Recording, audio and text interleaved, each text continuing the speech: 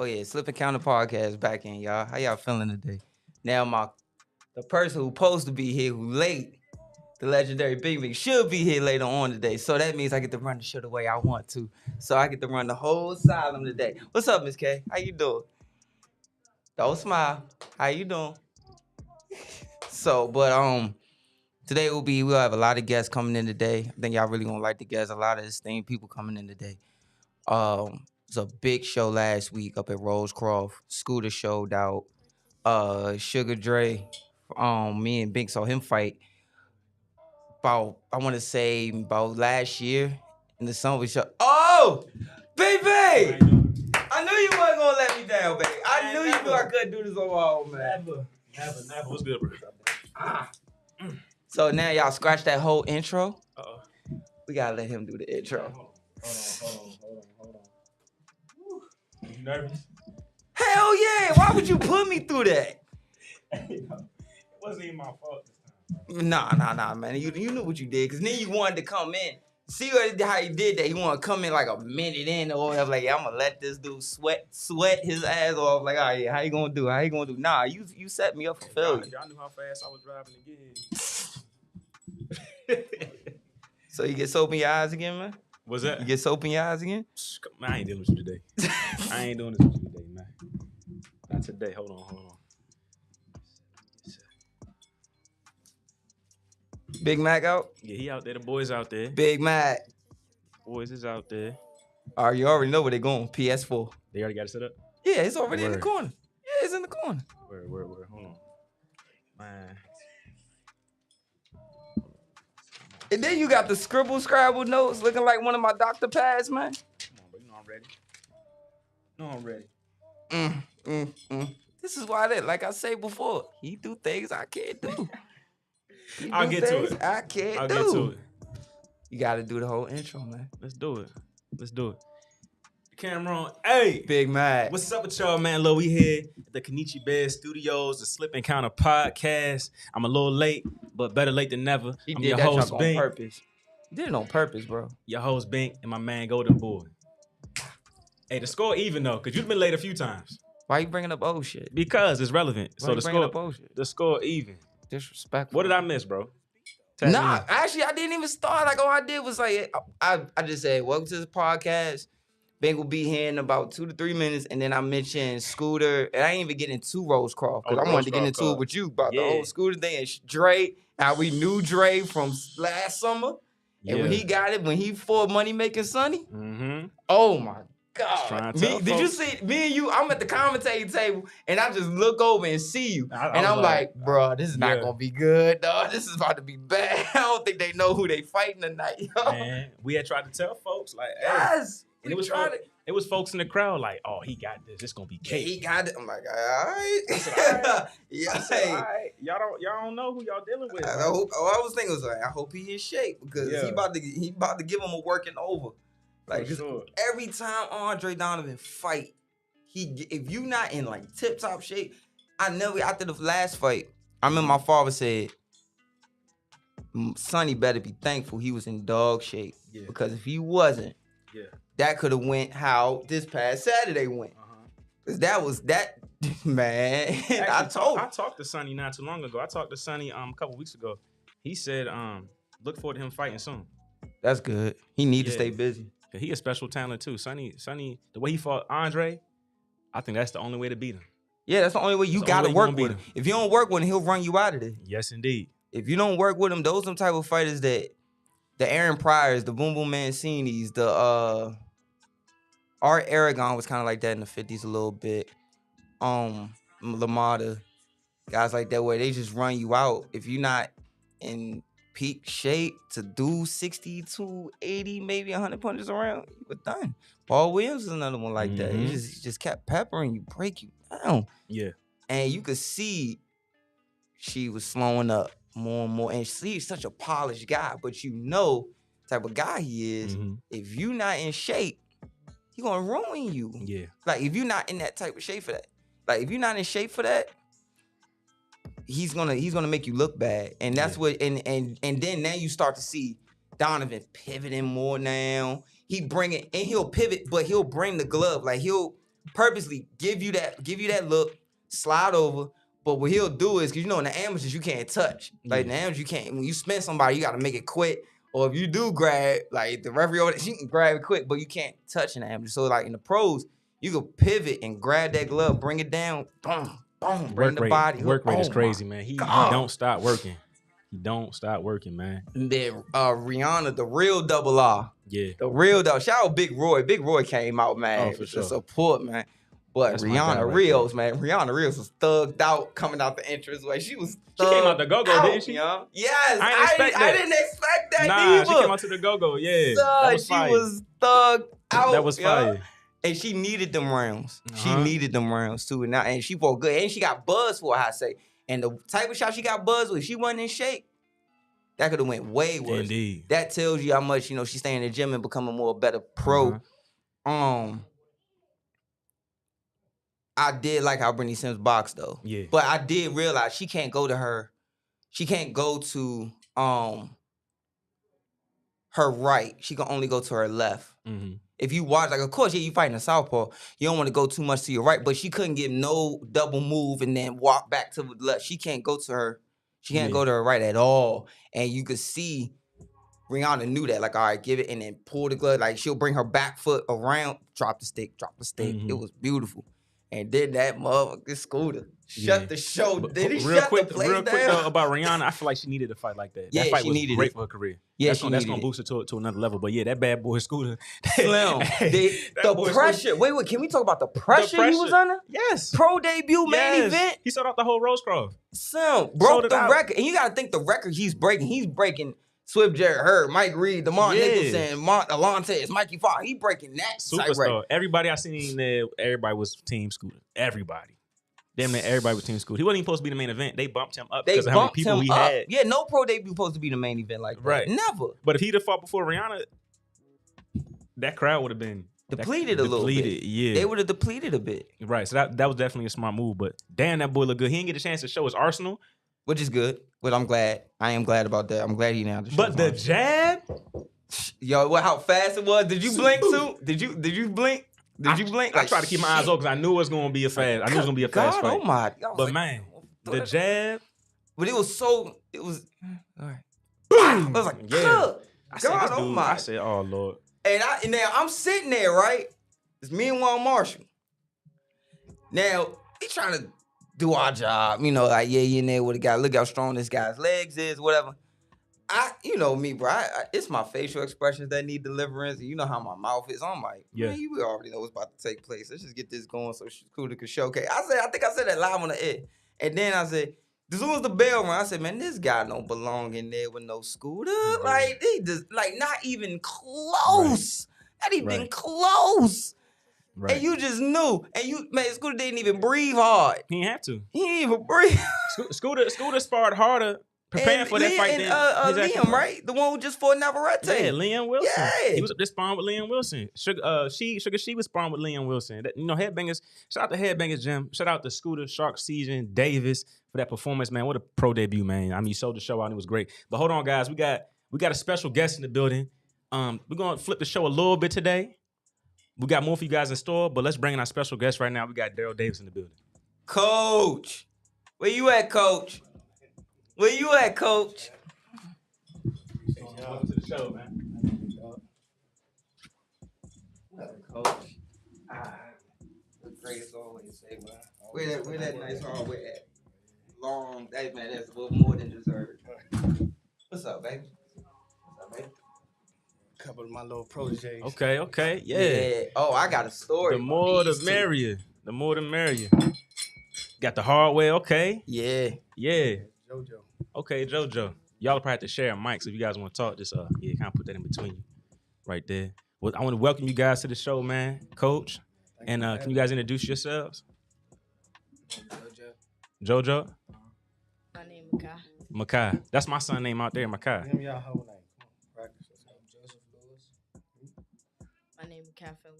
Okay, cool. Nice to meet you guys, man. Nice to meet you guys. Start with Coach, man. So where'd you get your start in boxing? I got my start about 8 years ago. I had about 30-something amateur fights. Mm-hmm. About 8 years ago, I started a boxing program with fighters. Mhm. Took it from there 8 years from now. 2-time Gym of the Year, an Olympian, multiple national champions. Mhm. World amateur champion. Cough, cough. Next generation after the generation. Yeah. Got 22 fighters in the stable. Okay. So your specialty is the youth right here. They're building them. Right. Right. Get them young and build them. Mm-hmm. And the results, they're coming out. Right. What about training the youth is important to you? Oh, Yeah, because not everybody able to do it. Oh, no. It's like I said, it's got to be a connection. I have a gift to deal with kids and their parents. They have come from a good foundation. Majority of the kids that I train, they got a decent background. Okay. They come with it. It take a lot of time in this sport to train and get them where they got to go. Right. Yeah. Right. So when you getting these guys, you getting them young, and you can see the passion and hunger in them, but maybe the confidence isn't there. How are you building their confidence in the gym? I just throwing them in there. You know what I'm saying? See if they pan out. Ain't no exit out. Making them go through things and stuff like that. Mhm. Boxing is a big part of life. Like it ain't gonna go your way when you first start. You come in, you think could you hang with somebody that's gonna keep you around. This is an individual sport. You gotta hold your own. Even in my gym, like, I got a ranking system in my gym. So you come in, you see where your number at on that list. So ain't nobody playing no favorites. The results are the results. Yeah. For sure. Now, you gentlemen, how long have you guys been boxing? Year and a half. What's that experience been for you? Talk closer to the mic, please. It been good. I'm loving it. When I first started, it was cool. I was getting it. I'm all in. Okay. How about you? I've been boxing for 5 years. 5 years. Yeah. Okay. Who do you look up to in the sport? Jamal. Jamal Harvey. Okay. What about Jamal do you like? His effort, the way he fight, and how he give back to us. Okay. How about you? Who's one of your idols in the sport that you look up to in the gym or overall? Okay.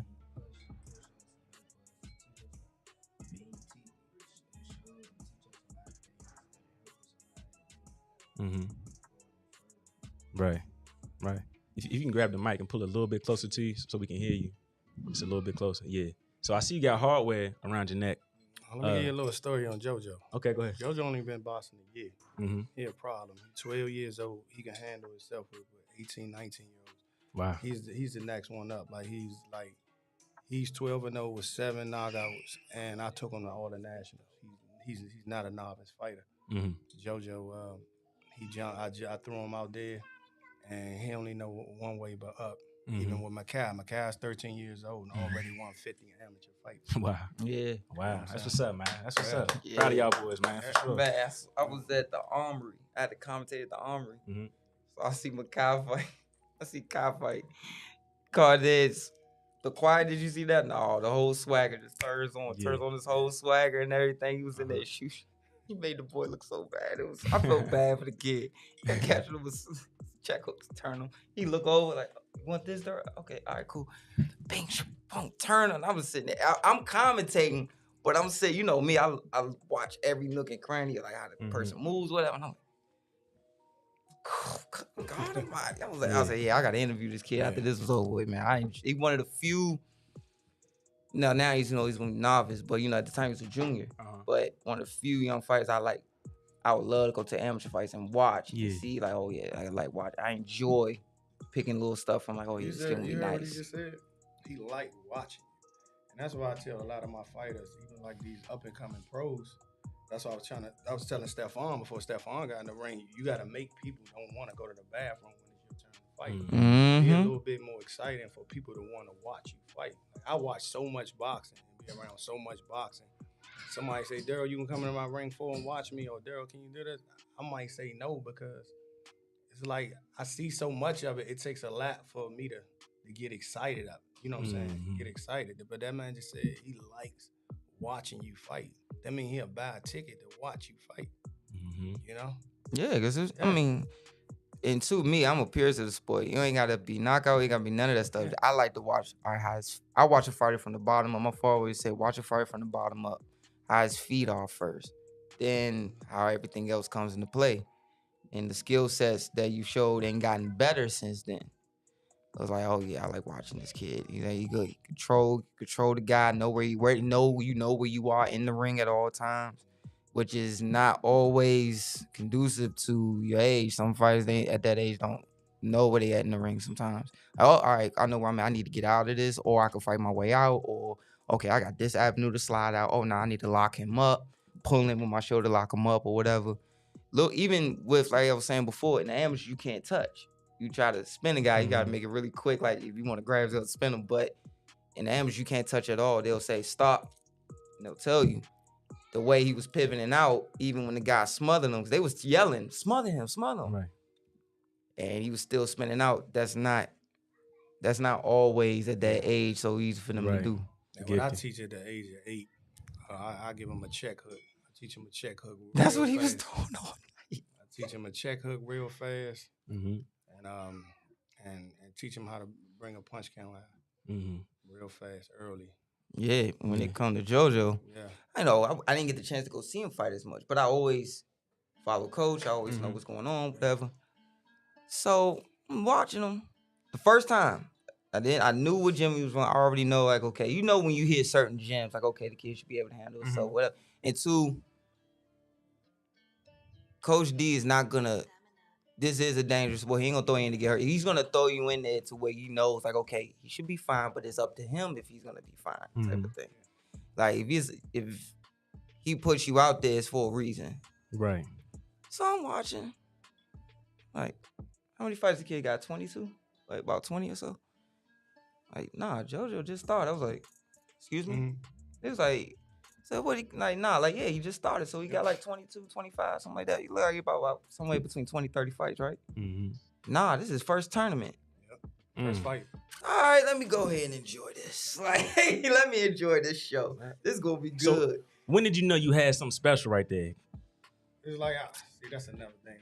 With my talent, you know, like what I got an eye for. I know, like, I can show you a couple 8-year-olds, 7-year-olds in our gym that people don't even know that they coming and they ready, you know. And like, I just know. I throw you in there the first day and I'll be like, yeah, we work on this. You got hot, you got this. And then the longer they stick with it, the more it's a product of your environment. Like, right. You are what you are. Like, exactly. If you come in our gym, you already know you gotta go. You know, even when you come in the spar, you gotta fight.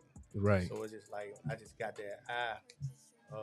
I mean, I know I got the eye because I wouldn't have 22 fighters. Right. You know, I wouldn't have 22 fighters. Right. So clearly you're doing something correct. Yeah, recruiting like part of it and stuff like that. Yeah. So is it more like you recruiting the people, like your name is buzzing and people are coming to you? It depends on the situation. Like I wouldn't say, yeah, everybody knows me and knows my gym, but some people might not want to come to the gym because they might want to take a back seat. You get what I'm saying? Like they'll fight each other in the fight. Like I don't waste no time. Like if it's your fighter pulled out, your fighter pulled out. Oh shit, it's a free sanction. Go ahead and get that experience. And if I see anything from both sides of the family or take it personal, then you don't even see the whole outcome. Yeah. This is amateur boxing is just for, it's amateur boxing, so it doesn't count. So just work, just fight. It doesn't mean nothing. You know what I'm saying? So if you take that personal, like I'm a little different. Like I'm not like I don't waste no time. Yeah. With boxing. I don't wait 2 years to get you 2 fights. No. You will have 10 fights in 6 months. Yeah. That's important. That's important. This is what he said about not taking the personal part. I've sparred their gym. Like they've come to Hillcrest. And I was with Jared at the time. And they'll come in. And if you're not mentally strong enough, they'll come up take over your house. Like they'll come take over your house. But the whole time, if you take it personally, you maybe not used to being in a fight game or whatever, but something. Because when I was working, we going back and forth or whatever. As soon as it was over with, I always say, thank you for the work. I go over to the corner. Coach, you do this. Boy, good work, man. That was good boxing. Well, thank you, sir. Should be sportsmanship. Yeah, like it was just games. Ain't personal, it's work. Like it's the fighting, the sparring. it's just work. Like I remember one time I was running the JOs and it was 2 kids we was about to go to the regionals. The regionals was in Philly, and we had a kid at 132 and a kid at 138. And from another gym, I made them fight each other just to get a tune-up fight, so they can get ready for Philly, so they don't go up there cold. They took their fight personal, like a row. I'm like, y'all, And just they getting already to work. sparred too. They And already it's like, sparred each other. Yeah, that's why I was like, why y'all like, why was this so big of a deal? Right. You know what I'm saying? And then I already, people just don't want to lose, man. Yeah, That's I feel the that whole too. thing. People just don't. They don't care what it is, what kind of circumstance it is. They just don't. A lot of people scared to lose. Yeah. Part of my success is I'm not scared to lose. Right. I'll take a chance. That's important. Yeah. That's important. I got a question for you, kind of tailored to that. So, we in the gym with these young gentlemen, these young black men at that. What are some of the principles that you're instilling in them through coaching? Oh, man, like I said, there's a lot. It's 5 coaches in my gym. Okay. I got a sergeant, police officer. I got Lamore Getty. He done a lot of time. Shout out And Coach Lamore. Yep, that's my ace right behind my hand, Coach Billy, and being with Jared and Uncle Billy. And even bringing up one of my fighters. He used to fight now and he coaching. So like, just letting them know like it's structured. Like even when I was just telling them like you just know what he just said to you, like the discipline, being on time. Like you just can't miss a practice in my gym and don't think you're gonna get a phone call. Like this not freelancing. There's a lot of gyms out here that's like that, and I tell them that. And good grades are a must. Conduct. I see something on Instagram. What I say to you? Take it down, right? Take it down. It's certain stuff I can't do no more. You know what I'm saying? Just not because I'm running a boxing gym, but it's because of my family. I got kids. Right. And I want to set an example. And plus I'm older now. Like certain stuff you just can't do when you reach a certain age anywhere and stuff. And that's why I tell them all the time. But I stay correcting them. I mean, that's life. And like I said, my gym is like a family, a home-oriented environment. And it's not just about boxing. Right. They can play football, other sports. I tell all of them anytime, like, yeah, take the football route. You're going to have better success with that. Just boxing till you about 17 and call it a day. Right. Keeping it real. Yeah. Keeping it real. Yep. All right, so if I can ask you guys, what about Coach? Do you guys like, being coached by him? A lot of good things. Talking to the mic, please. A lot of good things. He playful, but like when it's time to lock in, you lock in. Being coached by him is great. Like it's just great. Like he'll teach you a lot of stuff that you probably won't even know about. Okay. How about you, Makai? I mean, he been there for me since day one, so he a good coach, and I like how he coach, and sometimes he'll play with you, sometimes when it's ready to lock in, and when it bring that pressure, that's what he gonna do. Yeah, for sure. International when you losing, he gonna say you need this round, then he gonna give it his all, but you gotta give your all too. For sure. That's great. Like I said, you have a lot of hardware around your neck, for only in boxing for a short amount of time. Out of all the medals you got on right now, which one was your favorite tournament? My first one. Okay. Okay. Because that was my first fight, and I stopped him from second round. No, it was the first round. Okay. How nervous was you? Not really. Shoot, you was better than me. You let it flow once the bell rung. Turn the mic a little bit. Turn the mic. Yeah.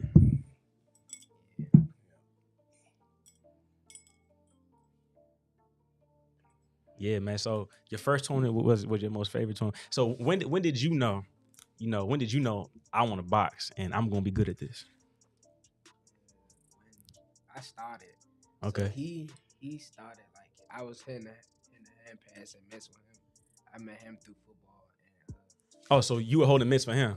And okay. That's when he had brought me to the gym one day. I sparred my teammate Malachi. And that's when I just consistently started coming with Makai. Okay. And that's when he just got. That's when I just started that's why I just liked it. Yeah, for sure, for sure. So for both of you, what are some things that people are telling you guys about your skill set that are giving you guys encouragement, make you guys want to keep going? Like friends or family, coaches, people at school? Like Coach Billy, like yeah, let's like keep doing what we doing, but yeah, like help us, like teach us how to place the body shots and all that. Mm-hmm. Yeah, Coach Billy. For sure. How about you, Makai? People tell me that keep doing it, stay out the streets, cause I'm good at it and I got potential. Mm-hmm. Yeah, like he said, Coach Billy and Coach Darrell. For sure, for sure. How about school? People putting emphasis on school for you guys? Yeah, Uh-huh. a lot of people. Yeah. How is school? Be honest. How is school? Our school, Uh-huh. it's cool. It's cool. It's great. Okay. I mean, it's good. Mm-hmm. Do y'all like school or do y'all not like school at all? Sometimes. Yeah, you can be honest. You... I don't get, dude. I'm still in school right now doing Yeah. medical stuff. I just took my board. Like I like learning, but I hate the people. Like I'm just being honest. So sometimes it's gonna be that way, but Some people, come with it. Mm-hmm. How about you? What you like about school or dislike about school? Nah, I like school. I'm an honor roll student. Yeah. Okay. Okay. I just I do my work then play when it's time to play. Yeah. So outside of boxing, you guys have time to be kids and just be yourselves. You guys have hobbies like, was it PlayStation or basketball, football? What is it? yeah, outside in the backyard playing throwbacks and like Okay. we be like playing football. We go to the court. Okay. Yeah, I like to play the PS5. What Okay. about them clothes? Oh yeah. Mhm. Sell my clothes. You said sell clothes? Yeah. So you have a clothing line? Yes. What? Hold on. Yeah. Let me write this down, man. What's the name of your brand? This my brand right here. Okay. It's called Money Hungry. Money Hungry. Okay. So if I was to buy that varsity jacket right now, you'll be able to send me one soon. Mm-hmm. All right, cool. I'm gonna be getting your number. What? It's over My with. man got his clothing line. And you Round like, of applause. yeah. Round of applause. I love it. I love it. That's even big. like, even like with JoJo. JoJo left the Nationals. Mm-hmm. Went straight to Florida to go play. JoJo is a problem in football. Yeah. My man. Yeah, he played My football man. at a high level. My man. What Where position do you play?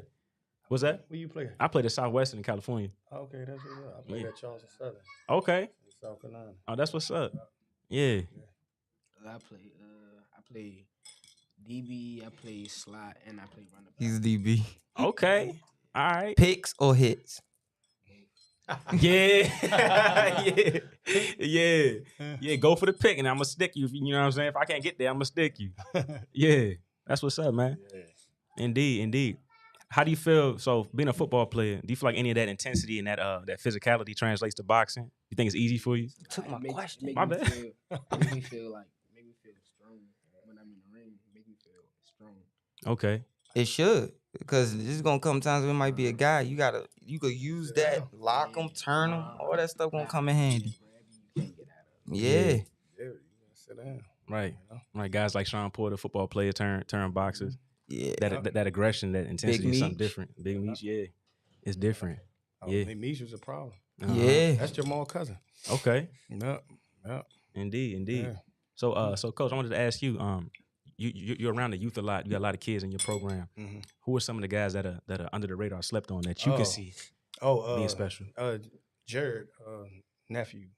Little cousin, Dominic Covington. Okay. Like he has I think out of his last 10 fights, he didn't set 7 of them down. Wow.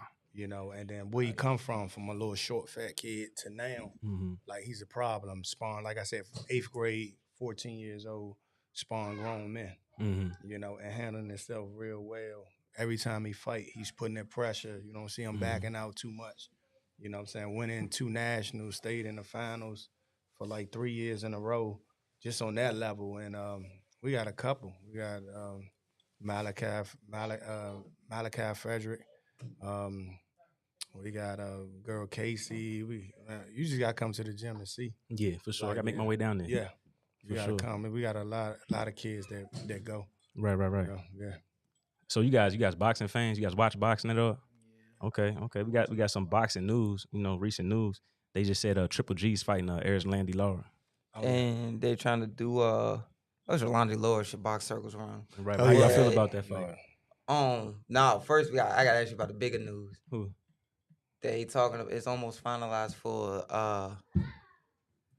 Josh Taylor to fight Teofimo.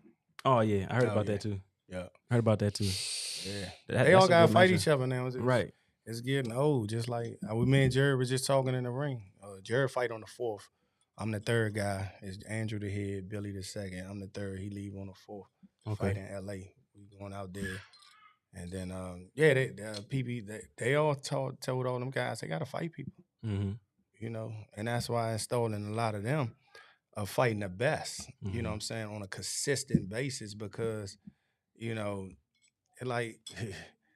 it's cool when you knock somebody out that look like they never fought, but then again, what could you do when they put somebody in front of you? Mm-hmm. Then you have a problem. Right. It's like, like I said, even with me, like I'm not okay. Like who you fight?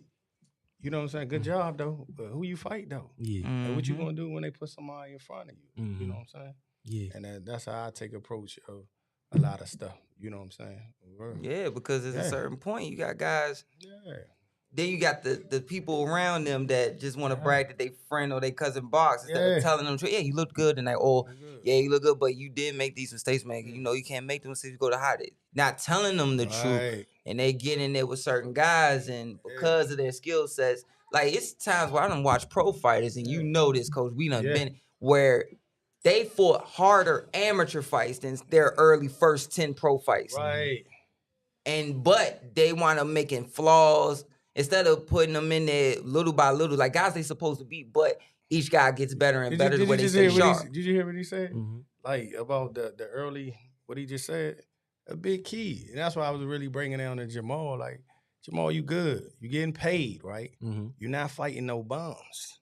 You already on a high level, so you got people who turn because they can't get on that level. But they fight 15 bums, and then when it's time to fight somebody real, or punch you in the mouth, he'll hit you back. What you gonna do? Right. You know what I'm saying? So in the cases like, it ain't good to keep fighting sorry people. I understand the business to just keep building up. I understand that. Sometimes you got to put these dudes at a test because, like I said, they just not handing you no belts. Right. Yeah. Right. So in some cases, the real test is you gotta step up. Like I was at the fight Saturday. Like one of the dudes, he got stopped, but I saw him fight somebody real sorry. But like, why didn't you take that same type of energy approach when somebody hitting you back? Yeah. You know what I'm saying? Or the challenge, they get a little harder. You know what I'm saying? Like they be like, first thing they do is the mindset just to back up. You get what I'm saying? So it's just like, even with them, like they 12, and I ride that age limit out to the core. Like you 14, you best believe you in your match battles, you gonna fight some 16-year-olds. If you 12, you gonna be fighting 14-year-olds. You're not going undefeated in my gym. You know what I'm saying? You gonna go through some things. I want to see you come back after getting hurt and just everything. You know what I'm saying? Just because that's one part of the process of like helping them, just going through everything. Like, like I was explaining to him one time, a kid might come in my gym, a kid might come in your gym. So the first 6 months, what you working on with them? You just working on the jab, right? So 6 months out the deal, my 6 months, that first week, I threw them in a real fight. And then I keep fighting them as I'm teaching them. So therefore, we going on the 12th month, and now y'all ready to fight. Y'all spar here and there. My kid already been under the lights, already got the nervousness out the way, already got the crowd out the way, already how to get hurt and get up, come back, and everything. So when he fight your kid, compared to my kid's no longer novice no more, but your kid got to go through the whole thing all over again, being nervous, this and that. I got all that out the way the first year. That's smart. Yeah. How was it? All while not burning the kid out. All while not killing the kid's confidence. All while not it's a thin line because you could wind up overworking the kid, and you could also wind up ruining the kid, but you're doing so it's like you treading that, you making sure you tread that line where he's not going over, he's right under where he's like, I'm peeking the kid. I'm always peeking. Right. I remember even when Nick had like he just came with us, and as I was building him, and I turned my head one day and I'm looking in the stands, he had like about 100 people there. I looked at his father, I was like, "What are you doing? Like he not ready for this. I'm trying to build him up. You worried about people watching him just so you get a couple Instagram pictures and all that stuff like that." I'm like, "Nah, he not ready. I'm trying to get your son #1 in the country. I'm not trying to get him #1 in PG County." You know, that's important. That's important. Jojo, let me ask you, and I'm gonna ask you the same question, Makai. When you first got with Coach, right, and like he said, he threw y'all in there, you know, to see what y'all were made of. What was that first experience like? Your first fight in the gym with Coach? Like, what you mean, sparring? Like, Yeah, the first time you got in the gym with Coach, and he said, "Look, I want to see what you got." Threw you in there. I mean, I did what. I mean, it wasn't really like. I mean, I was touching the person I was sparring and stuff. I mean, I was a little nervous because that was like I didn't really like know what I was doing, but I knew like what a 1-2, a jab, and all that was. I was just throwing that. I just kept throwing the same thing. Okay, how about you? When I got in there, I ain't know what I was doing either, but I just gave it my all. Gave it your all. Yeah. Do you remember what you were doing to shake that nervousness? Like if you had to tell a kid that from your school that wanted to learn how to box, wanted to come to the gym, he was nervous. What would you tell that kid to build his confidence so he wouldn't be nervous in the gym? Don't be nervous. Just give it your all. Block all the distractions out. Cool. Yeah, good stuff. That's what's up, man. That's what's up. Yeah, and to that point we was talking about with the fight, them guys in PPC got to fight each other. It's like those fighters now, it's hard. The hardcore fight, I was talking to a promoter, and I always mention this, Coach. I was talking to a promoter one time, and he said, Junior, we don't worry about people like you and your father. Y'all gonna watch a fight just to watch a fight, right? To see what you learn. It's like it's the casuals. How many casuals we could get there? Yeah. And even some of the casuals still know about Hagler fighting all these guys, Hearns fighting all these guys, or whatever. Yeah. And even at one point, Hagler, if you go look at his box rec, Hagler had the belt for so long. Mustafa Hamsho, he defends the title against Mustafa Hamsho. Mustafa Hamsho loses, goes down to like 3, I think. Fights all the guys at the bottom from 10 back up, and then 2-1, and became the #1 contender again, and had to fight Marvin Hagler again. So people see that, and it's like, all right, man, we understand the money, but come on, man, y'all gotta make these fights happen. Like the whole thing with Ryan and Tank. You remember? Now it's like, wait, I thought this was all squared away, and this was supposed to be made. Now y'all saying it's a rematch clause thing. Like, what's going on? So fans gonna get fed up with that. They just tired. Everybody just tired of what's going on with everything. Like, and like I said, I coach boxing. Like I said, I'm in it. I'm in it every day. I'm learning the pro game now, and it's just like, man. I mean, like I'm sorry. I just don't get excited no more. Yeah. Like I just don't like they wait too long to fight. They don't fight. It's too much talking. And that's why I love football, first love, and that's why if we all fight each other like back in the day, like it'll go away. But like I said, I understand the business of it and why they do what they do, but at the same time, it'll elevate real fast.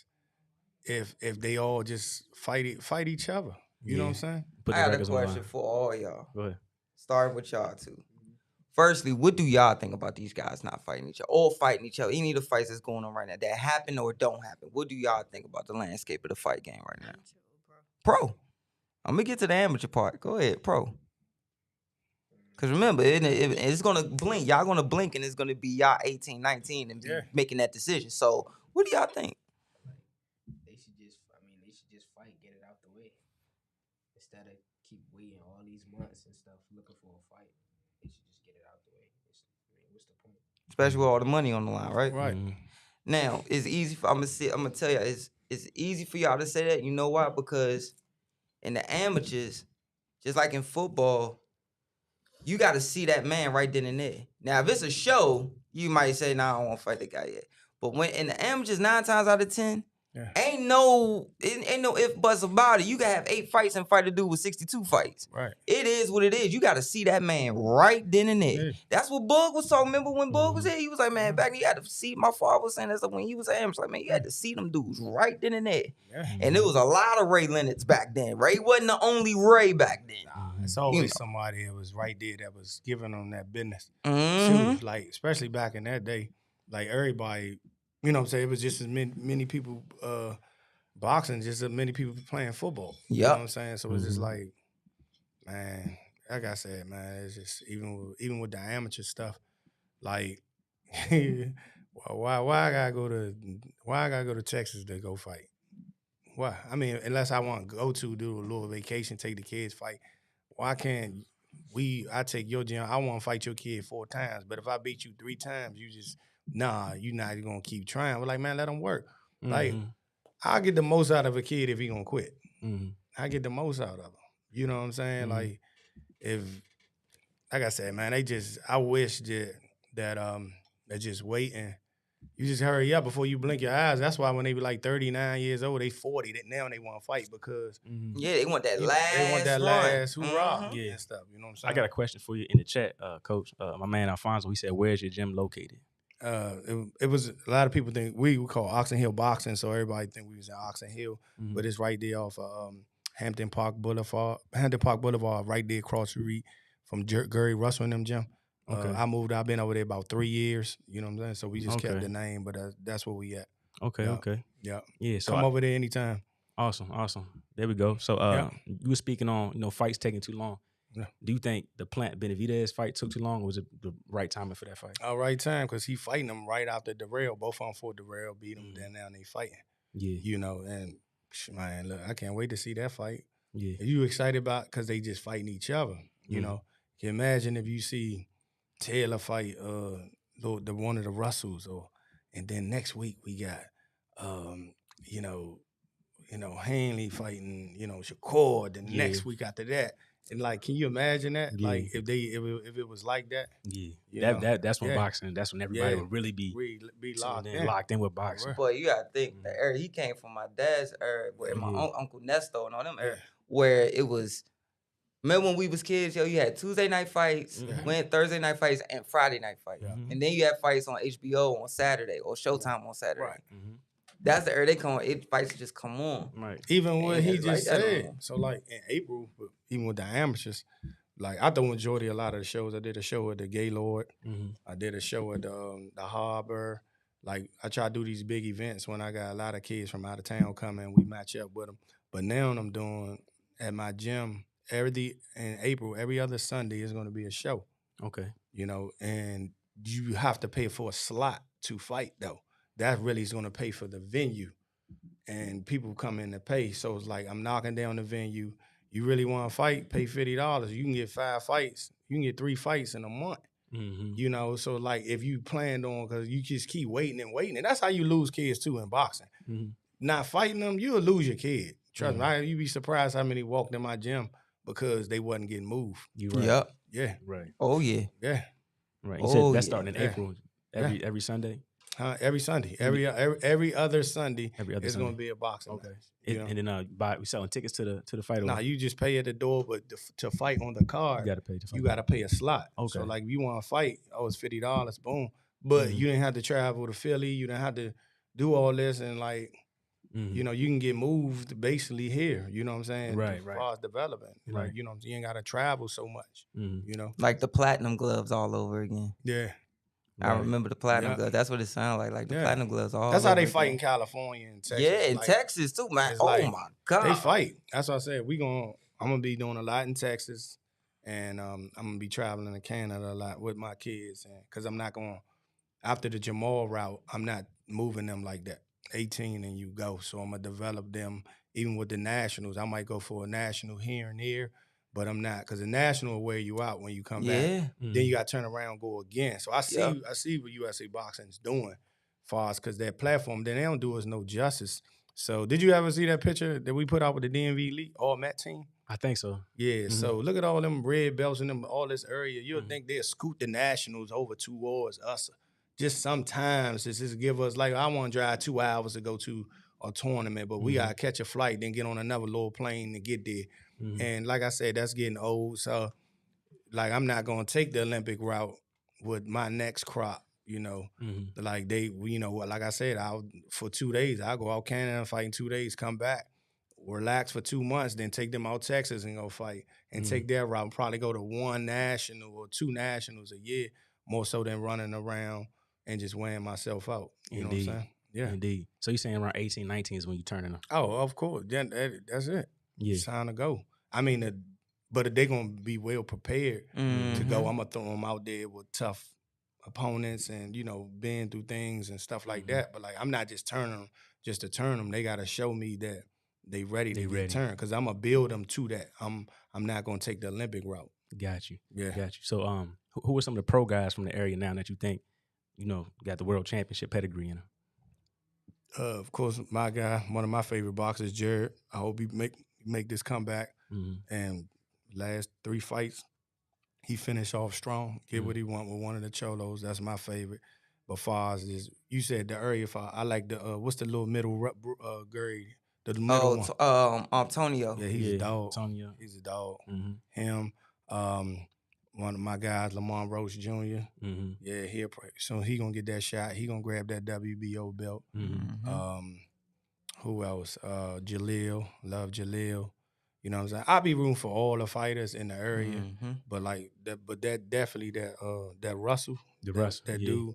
I love watching him. Yeah, for sure. Like far as like I'm gonna sit there and go watch. And of course Tank and you know what I'm saying? I went to that fight, you know what I'm saying? And I just like watching exciting fights. Yeah. Yeah. You know. I got you. I got you. But you can hear in his voice like it, and I feel the same way. My father feel the same way. It's like, man, it's not so many fights that really, man, I'm ready for this one. Because of how much it's been watered down. Like even how guys came up back in the day. Like if you look at some of them fighters, bro, look at Johnny Tapia pro debut. Like, look at the Marquez brothers, Juan Manuel Marquez and his brother. Look at their pro debut. Like, they lost their pro debut, so it was a draw. Like, they were fighting 7-0 guys. Pernell Whitaker, he fought 11-0 dude. Like, his pro debut. Stuff like that. Like, they were dudes that were considered bums back then, still, like, knew the fundamentals. Still had a problem. These dudes now getting in there, dog, you be like how did he even pass the physical? Yeah. Like, he don't even got a proper stance. And I'll be looking at some of the dudes. What took you so long to knock them out?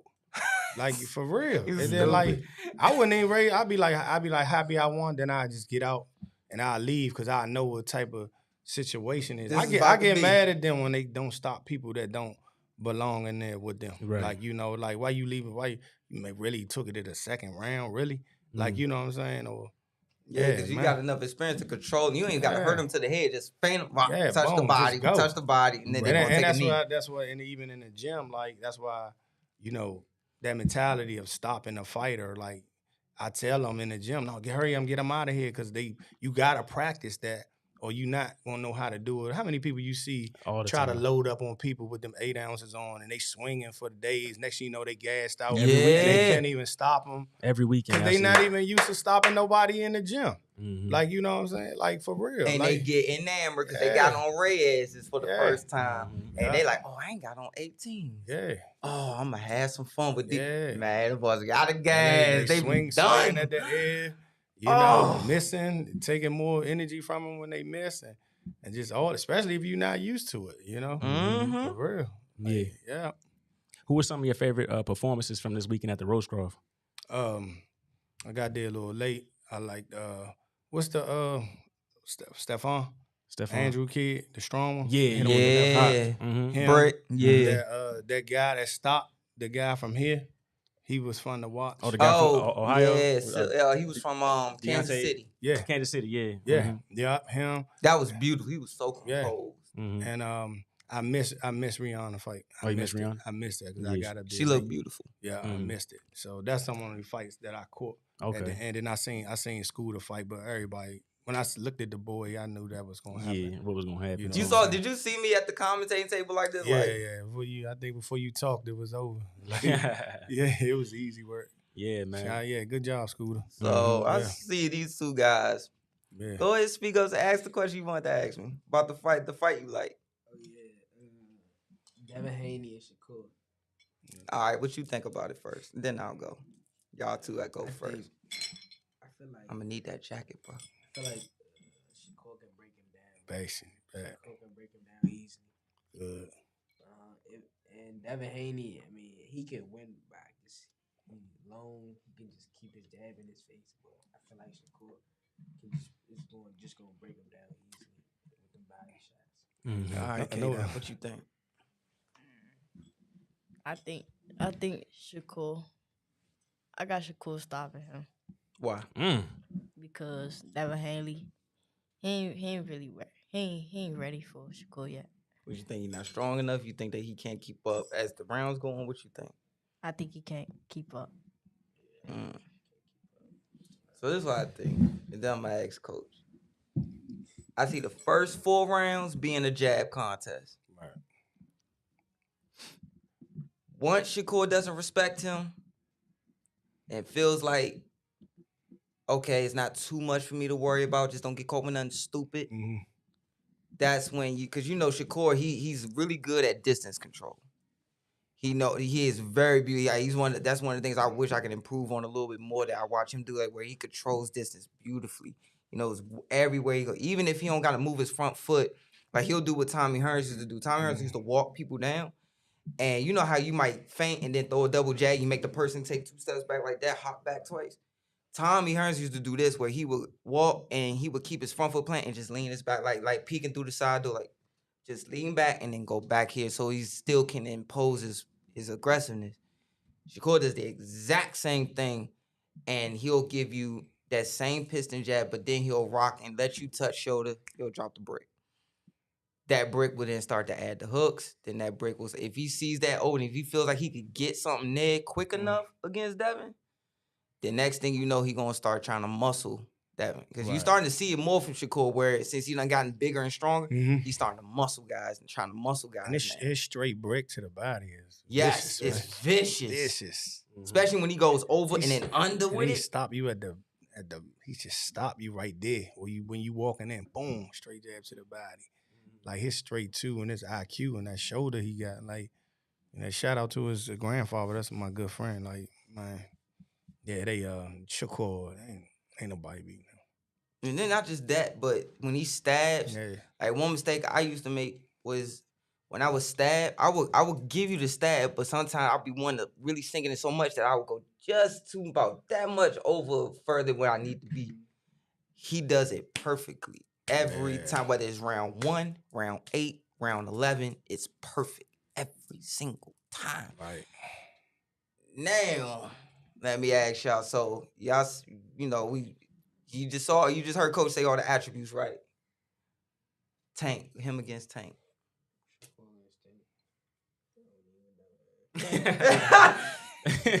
I think that'd be a good fight.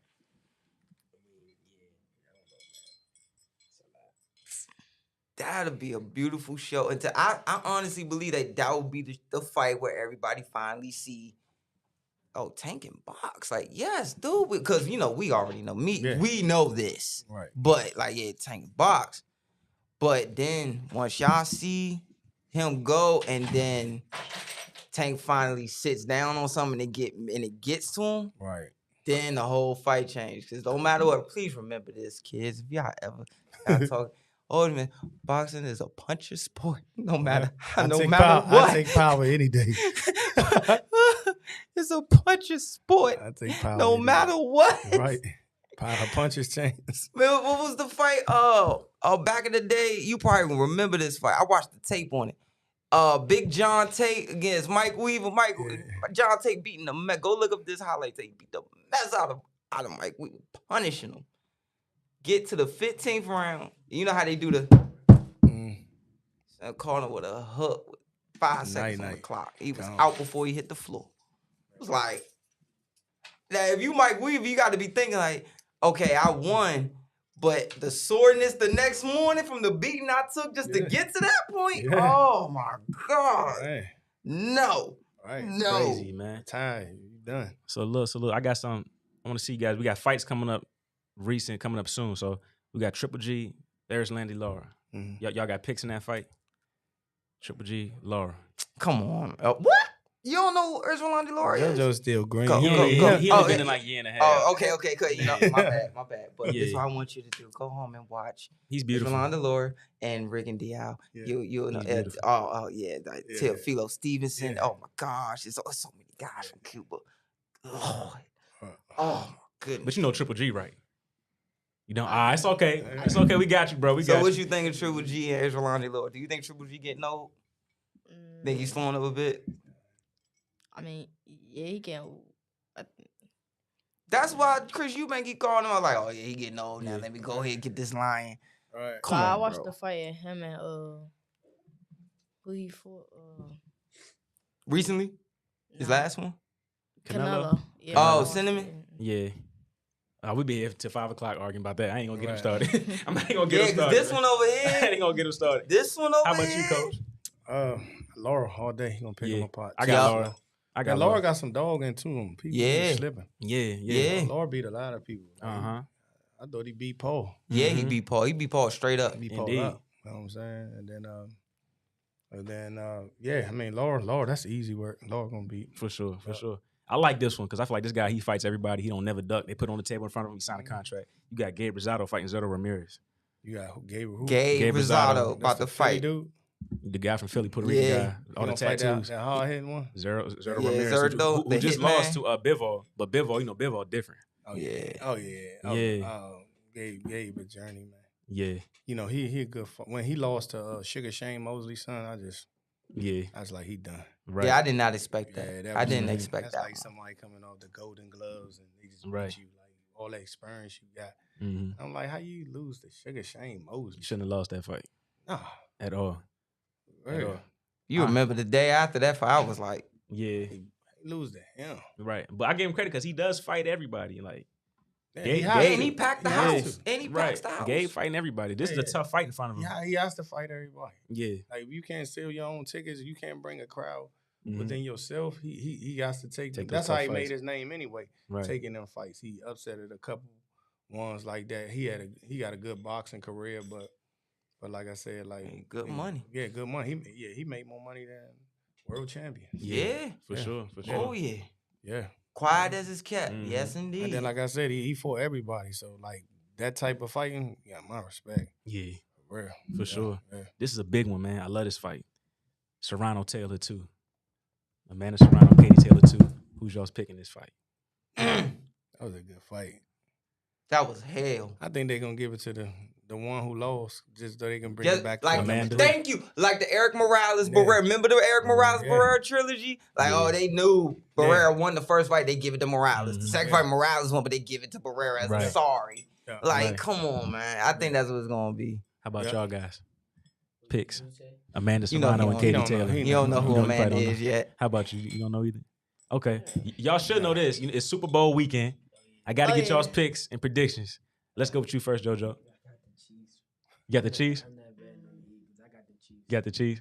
Okay. Oh, no, that's going to be a good game. Mm-hmm. Who you got, though, K-Dot? I think Pat gonna show up. Y'all got scores? I got Jalen. You got Jalen showing up? I just showing out? He just been through, they just doubt him. I mean, it's going to be a good game, though. Right. How about you? I don't really know. I'm just gonna enjoy the game. Right. I'm gonna just enjoy the game, man. Until my Uncle Dirk is watching, shout out Uncle D. I don't need that problem in my life. Man, so I don't want to say the wrong thing. The Eagles look so good. I'm not even the Eagles. I don't really like the Eagles, but they look in that defensive line. That D line. They coming off the edge. They getting to the quarterback, and Mahomes got the high ankle sprain. He's still nursing that. Yeah, he's still nursing. A good point. Man, they put fire on his ass. Couple Toradol shots. It's gonna ease that up a little bit. That D line and them DBs been locking it up back there. So I mean. It's gonna be hard for Patrick, man. Yeah. So I think I'm gonna rock with the Eagles. Yeah. So my bad, JoJo. My bad, man. My bad. Also, look, real quick, some other news, other sports. Y'all seen Kevin Durant go to the Suns? Yeah. Oh, that's crazy. Y'all think the Suns gonna win the West? Yeah, Trey. Who else? Got, Chris Paul, Devin Booker.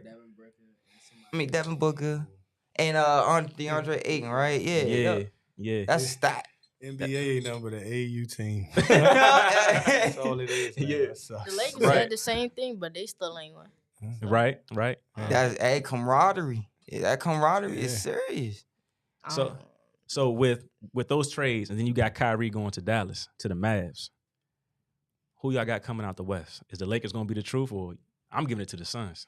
I'm giving it to the Suns. I mean, the Suns got. Listen to JoJo. You gonna take what's on paper, huh? The Suns You got. looking at that lineup like, man, I'm sticking with this. But you gotta think, Joe, like they only got like a half a season to mesh this out. They got And the playoffs Durantula. is different, man. The Durantula. playoffs is different, man.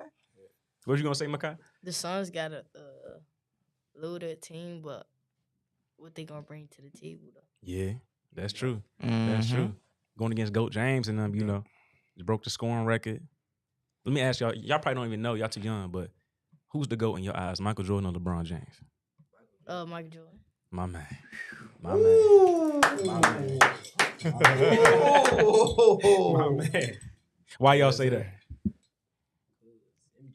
It's MJ, right? Yeah. He got the sneakers, you know. Right. Like, you gotta think though, like these kids wasn't even around to see him play, and Right. they're wearing his shoes. Like, they're still. That's how iconic these shoes, like the shoes and everything about the highlight tapes and all this stuff is. Right. They don't even know boxes. You just bring it up, but he know Michael. He wasn't even born. Exactly. That's exactly what I was thinking, yo. So. That's incredible, man. That's incredible. Well, we run out of time, guys. Anything you like to say before we let you go? You say to the mic. Not really. Are you good? It's okay. How about you, Makai? I want to say thank y'all. For sure. Of course, Thank yeah, y'all, no too. problem. Yeah, we appreciate you guys coming through. How about I you, Coach? appreciate y'all, man. I appreciate what y'all doing for the boxing area. Mhm. And, I'm a fan of him. And I'm a fan of you, man. Appreciate you. Y'all got my support with anything y'all need. So, Indeed. Yeah, Indeed. thank y'all. For sure, Thanks, for Coach. sure. Don't say, yo, thanks for coming through. Yo, y'all did good your first time. Just remember, if y'all keep going, because y'all got to get used to this. Yeah. You're going, where y'all going, you're going to get this. Right. Like, he forcibly got this. Like, when he was playing football, I got this coming from my dad and all this stuff and fighting and everything. Just know that you a little bit more, try to stand up more, look into the mic, look into the reporter's eyes more. And then speak just like how you got in the ring. You said you wasn't that nervous your first fight, and you had the more confidence. You had to come into the interview. That's why I brought you here, JoJo, just so you can It's learn. practice. So when you go home, you just watch this video and just look at yourself. So this the deal for both of y'all. Y'all go to y'all next fights, tournaments, whatever. Y'all done. Come. I want to bring y'all back and see y'all do better in the interview. Get y'all sharper. For sure. Right. All right. Let's do Just it. let man. me know when y'all ready. Cool. Let's do Deal? it. Let's do it. Deal. For sure. Thank you guys for coming through. Let's cut to a quick commercial break. We'll be right back.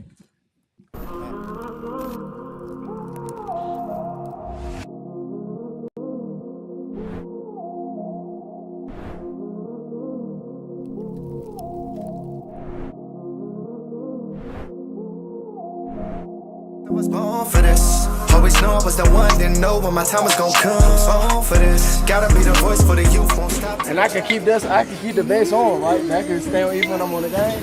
Oh, that.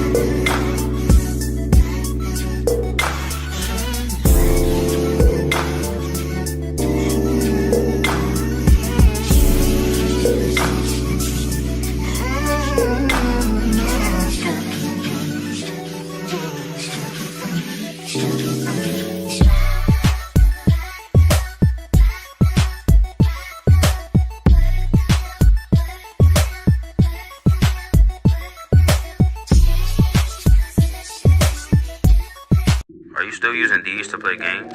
Or these to listen to music? What if I told you these are gaming headphones? And you can use these to listen to music. So get rid of these two. And get the new HYBERNATION 5s by Kenichi. Hybrid gaming and lifestyle headphones. Out of the box, you can connect to any console or PC. Bluetooth ready with a low latency USB adapter. Color RGB and extreme bass mode. The HYBERNATION 5s are just to you.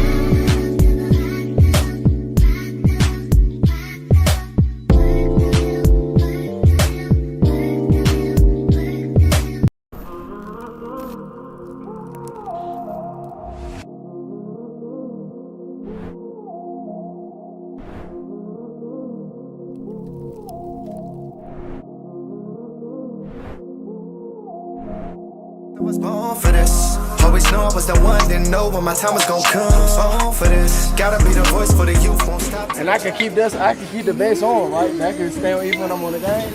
Oh, that.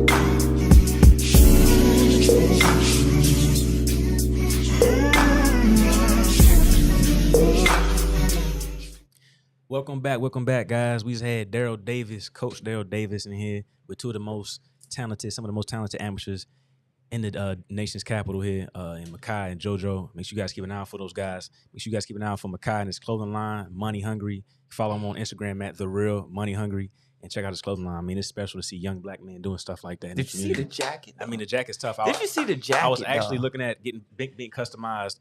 Get it customized varsity by jackets. Him? I might have to. Matter of fact, I might have to. I'm gonna get up with him after the show. But right now, guys, look, we're gonna switch the floor up a little bit. We're gonna divert from boxing.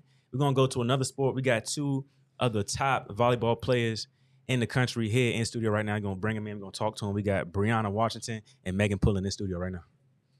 Oh man. How y'all doing? What's up, y'all? All right. All right. You got headphones right there if you want them.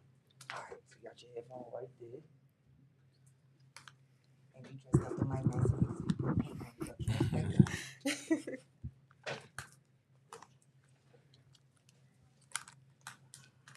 So you see, I got my BINK shirt on, right? Yeah, I finally wore mine. Yeah, too. You finally found yours. Yeah. But you was trying to make I got me like feel 10 bad. of them. I got like 10 of them. I rotate them. Then you gonna, but you try to make me feel bad. The You other good. that hurt. You bro. good. Well, I want to welcome you guys to the studio. Thank you guys for coming through. Us to change the pace. It's a boxing podcast, but we're gonna venture off and start getting into different things, other sports, and what you guys have been doing in the area is special. We've heard a lot about you guys. I read you guys' accolades. We got 64th in the state, 2-time regional semifinals, PG County All Stars, and you guys really been doing it and representing. So thank you guys for coming to the show. Thank you for having me. Yeah, for sure, for sure. Come on, go ahead, get your own headphones if y'all want to. Yeah. You go put them in. Go scoot up to your microphone. If you tall, you can put the chair down a little bit too. I like how you flipped So you don't bump your knees off the table. There you go. Yeah. Beautiful, they're amazing. Indeed. So I guess I got questions for both of you guys. You guys can answer them at the same time. We'll let one person go. But I want to ask you guys, how long have you guys been playing volleyball? Like, when did you guys start?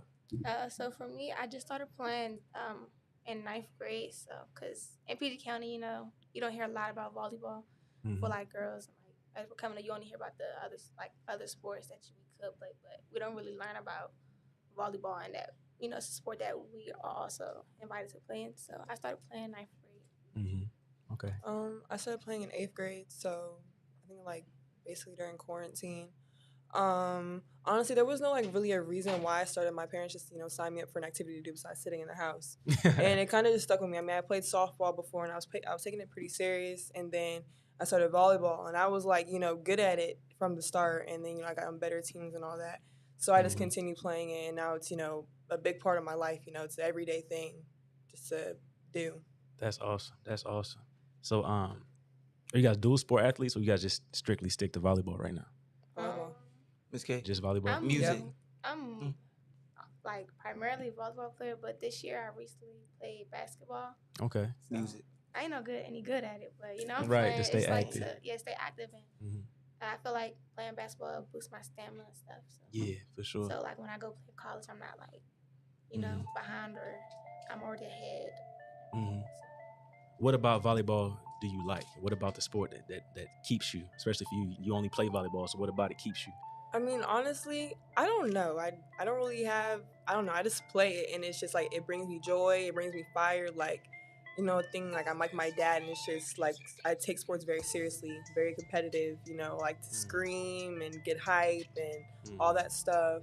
It's fun. It's, more than just something to do. It's more than just a hobby. It's just it's my life. It's You fell in love with it. Yeah, that's it. Just fell in love with it. Yeah, That's it basically makes you tap into other parts of yourself more. Especially, yeah, okay, I see what you're saying. Yeah. How about you? I feel the same way. I like the energy and adrenaline I get from it. When you, as a volleyball player, if you get a kill or a big block, somebody, for me, I'm 5'11", 5'10", but blocking somebody that's 6'3", 6'4", is just gives me energy and everything. And then the environment, everybody's just, it's never you can't be down in volleyball, honestly. It's all about energy. So. I remember when I was in high school, we used to love packing out the volleyball games. After football practice, we go to the volleyball games. We pack the gym out and just bring the energy. It's the same for you guys. The student section be live. For the most part, we just started my school. At first, I feel my first year when I first started playing, it wasn't really that much. But as the years have gone through, I've had a new coach come in and everything. We've brought more people to come see us. Yeah, for sure. Have you tried volleyball before? I play, but I'm not no good. I'm not good at all. Ain't But no good. and two, I'm not diving on hardwood, I'm not bro. doing that. That's I'm not doing that. happening. I'm not doing that. I slip punches. Don't go. I slip away from damage. Yeah. I don't dive to damage. Right. And the hardest part for me is serving the ball. So how do y'all serve the ball the way Yes, y'all serve it? I want to There's hear so much this. boom to it. I mean, I jump serve, and it took me a minute to actually be able to do it, especially since I was so late with it. So it took me a minute to be able to actually serve. And I just started jump serving. I'm not consistent, but I mean, I get the ball over, so Right. that's what my coach wants. Right. Yeah. That's Get the ball that's over. the most important thing, huh? Yeah, same with me. I've just recently my jump serve became what I always use. When last year in 9th grade, I had a really good standing serve. It was pretty tough, a float service, and it was a top spin. So mostly with my serve, I just ball up and just hit it. It's just that simple to me. So I don't really know how to explain. I got you. So, you probably heard him talking about boxing, like just little intricacies and things that people don't see unless they're in the sport. Like Yeah. little things you do to make the game go smooth. What are some things in volleyball that, little small things when you guys go down for a ball, or certain ways to turn your hand, certain ways to make the ball go where you want it, stuff like that? If you could talk about that a little bit. So to start, like I feel like the little things are like, for one, when you're passing, most people think you have to pass. When we pass, we're passing with our hands locked, but it's mostly just simply just cuff, like you cuff your other hand. Okay. And I don't know, it's like simple footworks, like left, right, left. Just the simple things. I feel like in boxing, you have your 1, 2, 3, 4. I feel like volleyball is the same way, just your feet and your arm just go along with it as you go. So. Okay. Yeah, I think that your feet are a big part of it. Like, it comes with like serving, with, jumping, like, going towards the ball. And, even like with passing, like wherever your foot is pointing is where the ball's going to go. Okay. So, if you're pointing this way, the ball's going to go out, or, the ball's going to go over there. Like, that's just how it goes. Like, it's mostly where your body's pointing. And, like if you're standing up straight when you're passing, the ball's going to go straight up instead of going to the setter type thing. But you can't lean forward too much, since it's going to go back over the side of the net. Yeah, so it's more like body control. You have to control your body. A lot That's of a body big control. thing. Yeah, like in volleyball, it's very, like, you really have to be able to control your body, and especially like also like maintaining your weight and everything, and how much you if you're passing and the ball's coming in, so how much weight you put on one side than the other, which will make your ball go a certain way and stuff. So. I got you. Yeah, it's kind of complicated. I mean, it's not complicated, but it's a lot to think about because, when you go to hit, I play middle. So like when you go to hit, there's a block. So you have to hit around the block. So you have to see like where the arms are, but at the same time get the timing right for the hit. Is a lot. Yeah, especially when you're on like a fast offense. Because I also play middle. I'm mostly now right side, but I did play middle. So it's like, especially with the middle, it's like maybe one of the strategic front row positions, because you're timing, and then you have to have a connection with your setter, and then also you can't just run the middle off of like the pass has to be there also. Whereas for outside or right side, pass can be there or pass cannot be there. You can still get the ball and make something good out of it. Got you. Now I got a question because I never really understood the game. There's one person that got a different color jersey on. The libero. Yeah, it's the libero. The libero. It's like the best passer of the team. Somebody who like their job is to pass. That's all you do is pass. Like as a libero, you just pass. Like set y'all up. Yeah, pretty much. So you pass. Yeah, so they're passing to the setter to set the hitters. I got you. Now, are there plays that y'all run? Like y'all have plays y'all call out? We do run plays. Yeah, we do like my team. Like, we do like X plays. So that means like me as the middle, I'll go to the outside, and the outside will come in, and then you hit the outside hits a middle ball. I hit an outside ball type thing. Like a new play that we learned is I stay for right side, and my right side goes in the middle because she also plays middle. So we switch, and that's another X play type thing. Okay. Yeah, we had the same plays, or as a middle you could play. You have a slide where you go behind your setter. So it's like, you know how you go for a layup? So it's like that, but you're just like a layup. Yeah, it's like right behind. Just like it's like just the like footwork a layup. and everything. Yeah, and then as well as like as a right side, you can run like there's some things like 72. It's like a back set. It's like a 1. So it's still a lot of plays you can do. Okay, I got you. Because I know to probably to us who don't play volleyball, looks like y'all in there in the backyard. Y'all just piping that thing up and trying to get over the net. But this to know that this actually plays and it's actually like there's fundamentals and a purpose behind every volley or whatever you call it. That's impressive. I did know like the plays, but they run plays. Yeah, I did know that part. But coming from my sport, you've seen my style. I try to get away from that. I'm known for slipping punches, so you can't spike none of that towards me. I'm just gonna do this. Y'all could be mad. I'm not gonna care. The ball could come, and I'm just gonna do this and let it hit the ground until I get subbed out. Cause you are not. How do you expect for me to be on the other side of this, and I'm watching y'all do this? One go up. Next one comes up, goes again, and then you see someone go and get a nice running start and aim and cock their hand all the way back and put everything on it, and I'm just supposed to stand there and stay there. Right. It's another level of bravery. Yeah, nah, y'all can have that. It's not that bad. It's like when you see it, it's like me personally, I feel like when I see stuff like that, it like makes me want to play even harder. Like it excites me. It gets me in the mood. Like I I see that's just like I want that. Like it's like I want that to be. I want to come to me. Yeah, you want that moment. Yeah, like for him, it's the big hits. For me, it's the power punches and slipping punches. Like you want that. Like other people, like hit that hard. You don't want it. Like, Right. no, I know I can slip. I Yeah. can do this or whatever. So I get it. Yeah, I'm not gonna lie. You playing football, been in some crazy impacts, some big impacts. But when I see that spike coming, y'all boom, and y'all catch that boom. I'm like, yo, how did Oh, what surprises me too, because when I was doing practice today, and we film our practices, and I was looking back, to evaluate what I was doing, and I saw us doing hitting lines, and I'm like, they're just taking these. I mean, like they didn't get all of them, but like some of them they took, it's just like you could hear like the boom, Right? Yeah. That's on, what that like boom. the collide with the skin and the ball, and it's just like Right. that's not. I got you. So I guess I'll ask you first. What's one of your most favorite moments in volleyball so far in your life? My favorite moment, like just like a moment in general.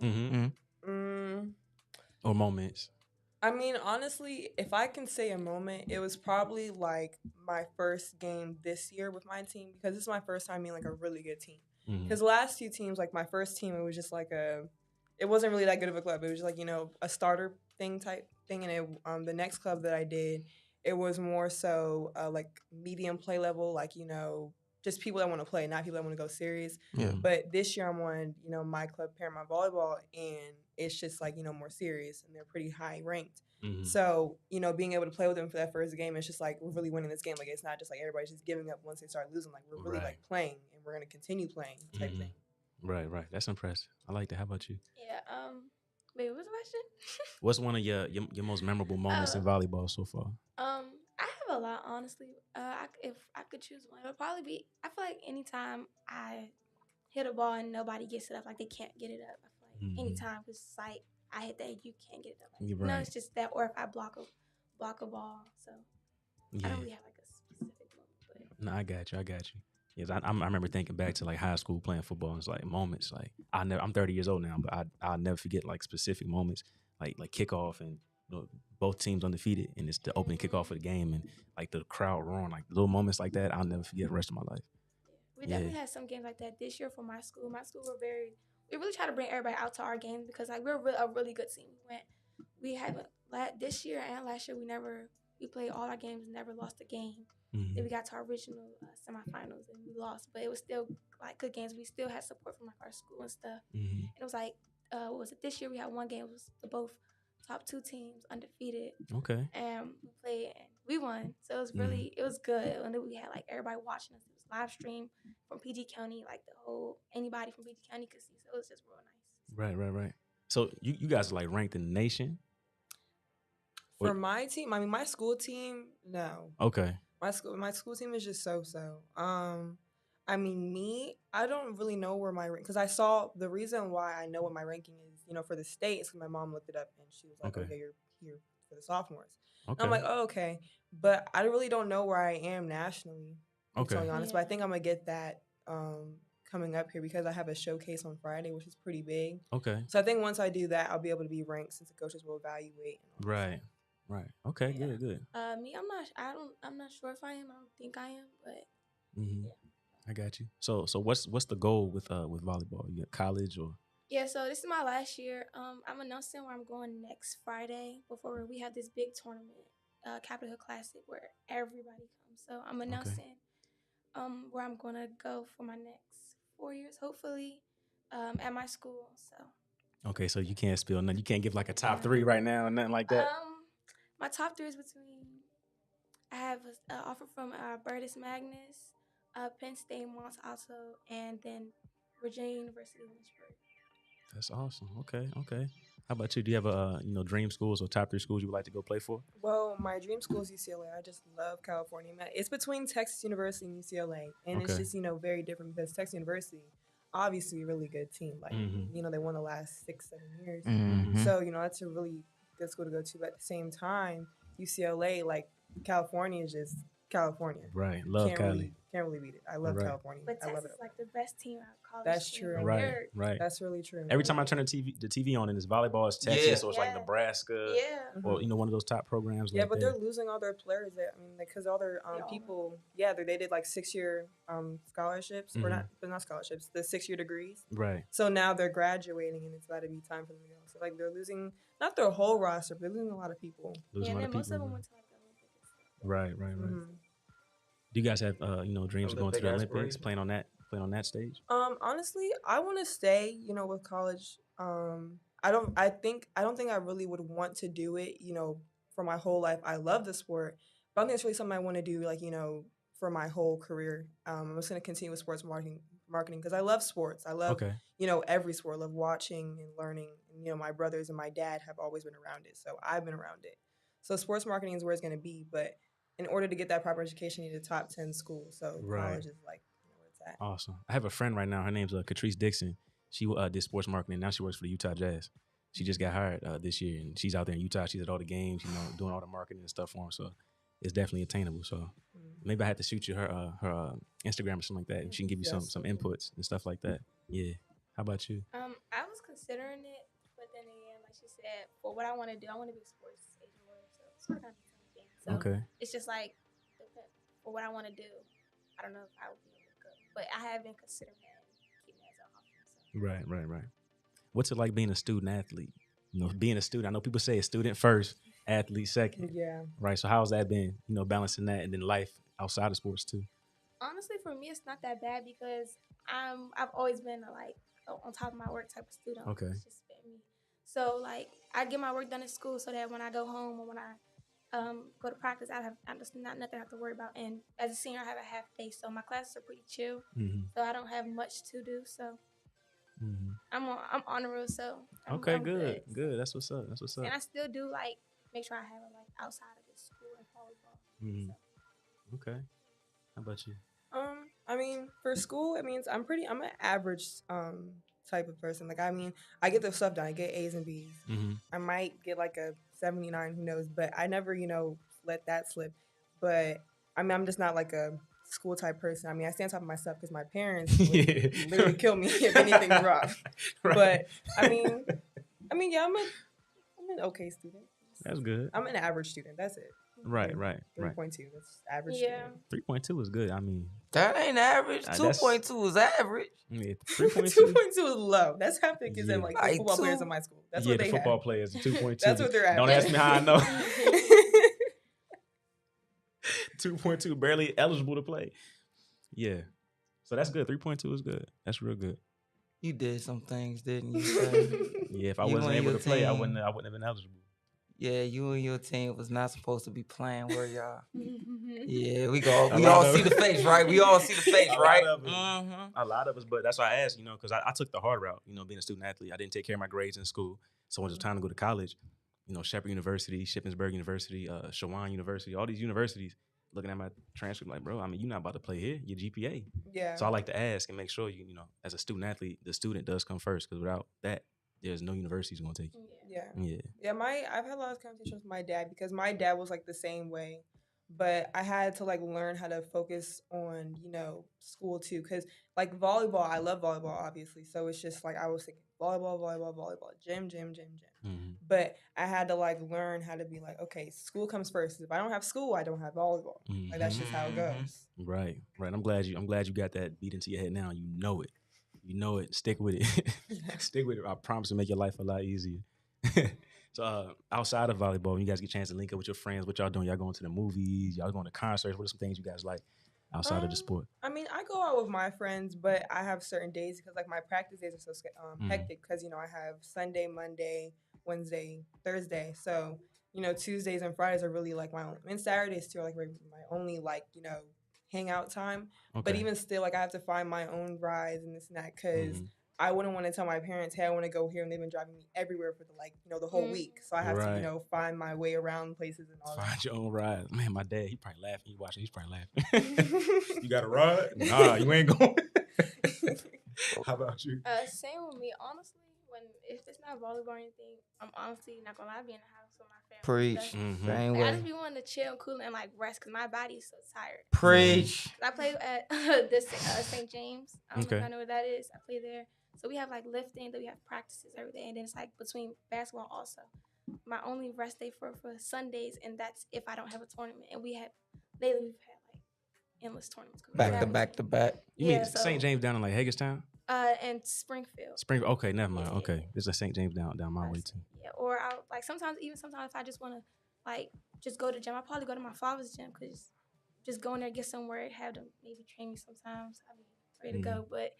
So I hang out with my friends sometimes. Yeah, I make time, but I like being in the house, chilling. I heard that. Nutrition wise, you guys big on nutritional? It's like y'all can still eat whatever y'all want at this age and still perform. So for me, since I have recently just figured out where I was going for college, I know I was talking to my coach and he is telling me that he's like going to see like diet plans and all that to like keep me fit and stuff.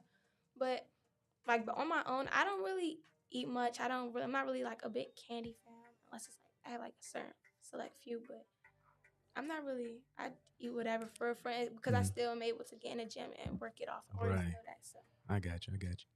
I mean, for me, I do eat. I eat a lot, but I mean, I eat junk, like any teenager would. But I've learned to like kind of tone it down and just like stick to the basic stuff. I mean, I'm transitioning to like being pescatarian, like my dad, like only seafood. Okay. So soon it's just gonna be like simple stuff. Mm-hmm. But I've kind of like seen like just seeing like how my body reacts to, like certain foods. Like if I drink a soda, I'm gonna have a breakout. Like there's just certain things that I see happen to my body where it's just like I want to take care of myself because otherwise this happens. So I've kind of learned like in the last year that I really need to take care of how I eat and what I do. Like my dad got me a protein and vitamins and all that so that I'm not as tired after those practices and the late nights and all that stuff. So I've kind of just I think it's part of maturing, But the last year has definitely been like an eye opener. Like I really need to take care of myself because if I'm thinking about going to college, I can't go to college eating a whole bunch of Wendy's and then going to practice and performing well. I'm telling you, man. And then trying to recuperate. Yeah. The recuperating process. Mm-hmm. That's all. That was tough. always my thing. Like, having to recuperate. Heck, y'all see, I got a heating pad on my legs right now.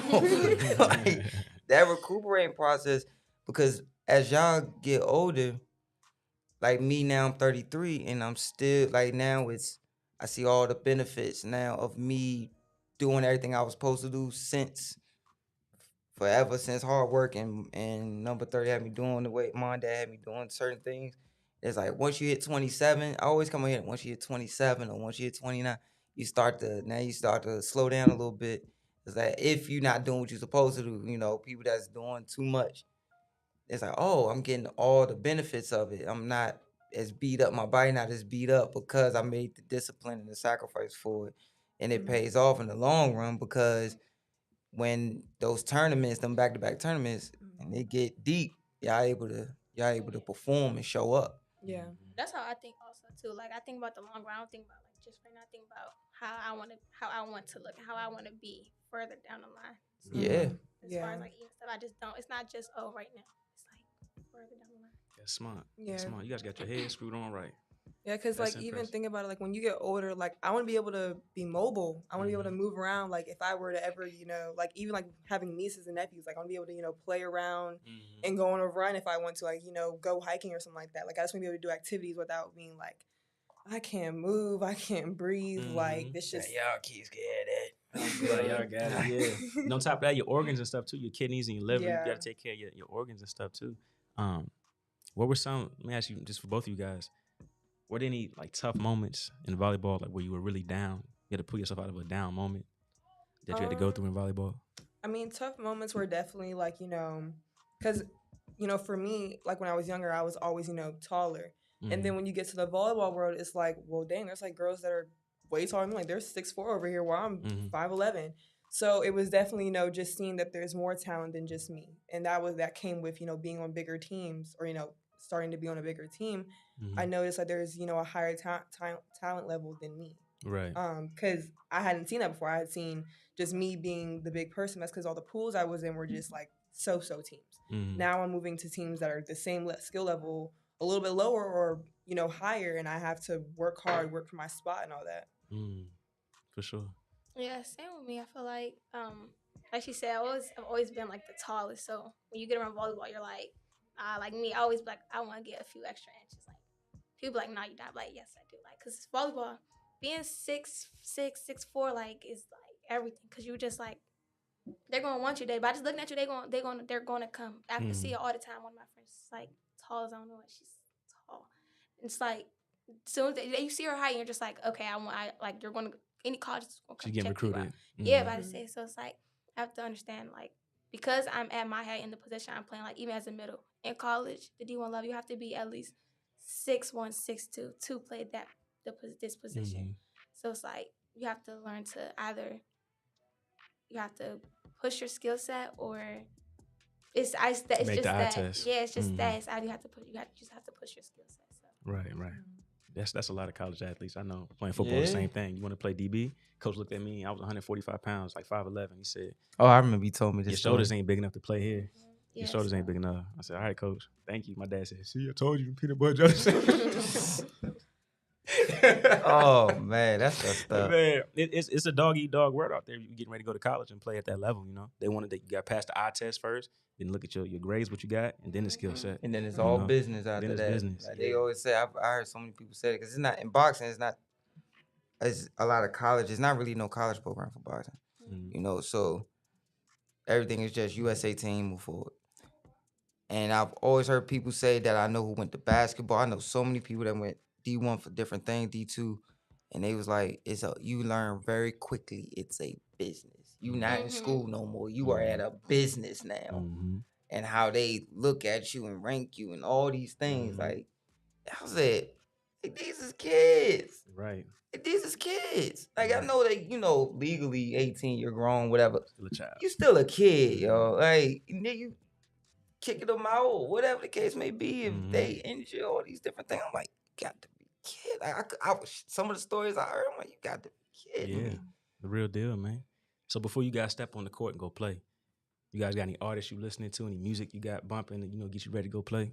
Yeah, I have like a whole little game playlist, whatever. Mostly you'll probably hear like Lil Baby on it. Okay. Yeah, mostly him. That's like my number one artist. So okay. Mostly hear him. I like I listen to Lil Uzi Vert for the most part. I love Uzi. Yeah, I rock with both of them. I like Uzi or and you could Lil. throw in Raw. Like, even though like people might think he's sad, like I don't know, some reason he gets you in that mood. Sometimes. Yeah. Like he gets you like just end up like focused and like locked in and stuff. So. Right. So when y'all lock in, like, what's the vibe? The vibe like kill? Like, I'm about to go out there and kill this. Like, yeah, for me. I mean, go ahead. No, you could. I mean, for me, I'm more of like a happy-ish person. I mean, I get like very aggressive and competitive, but I mean, like to go on, like I like to be hyped, like the joy, the smiles, all the jokes and all that for the team. Everybody's just laughing, like breathe, be quiet type thing. It's just fun and like to be fun and uplifting. Because then we go on the court and you're already in a good mood, no joking around, and you get that kill. It's like, that's like, it's just keep the mood up. I got you. Then the game flows. It flows. Yeah, that's the main thing about volleyball. You have to have energy. You can't go on the court and just be quiet. Yeah, and be flat. Yeah, you can't like you have to talk. It's not gonna work like that. So like even with me, if my coach tell you like I have a lot of energy, like a lot. So they're just like like you're on the court, you have to. It's the only way that you're gonna keep yourself and your team on the right track. Even if you're down, you still have to keep your energy up because 9 times 10 your energy will get in the other team's head if they're down because then there's like too much going on. So. Right. I got you. I'm ask you guys about leadership. What does leadership mean to you, and what role do you play on your team as a leader? To me, it's the biggest part. Like I'm a leader, like all the way. My high school team, I'm the captain. I'm the captain there, so it's like that's the biggest thing. Like I have a big part, and I take leadership very seriously. Between like everything, like social media, the way we carry ourselves, and everything. So like even like as much as we won and stuff, I always told us like we had to stay humble. You never know, somebody just come right here, just smash it. So that's one thing for me. Like leadership is the biggest thing. That's awesome. It's the biggest thing. Leadership for me, honestly, is just being that one person that can step up from the court. Like one thing my coach always says is I need somebody to step up.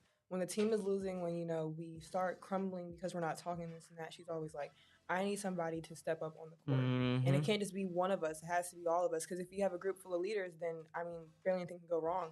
And they can have, certain areas where they're stronger in, to pick up for the rest of the team. Honestly, for me, I'm not team captain, but I definitely I've had things I need to work on, as, just as a teammate. Because I've never, been on a team where it's just like everybody wants to go somewhere and everybody's driven to do something. So it's, new to me.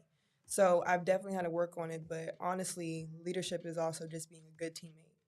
Being able to communicate and stop focusing on yourself and what you're doing wrong, but focusing on somebody else. Like if they got a kill, hype them up, be like, that was a good kill, that was a good hit.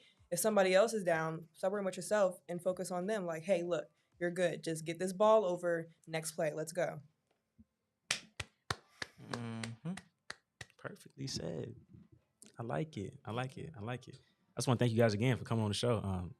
Big shout out to you guys. This is great. And this is new. We've done boxing, since we started, but I like this. It's a different avenue. You guys are very well spoken, and I can tell what you guys been doing with volleyball. You guys can go a long way. Just by you guys carry yourselves right now. So a lot of respect for you guys.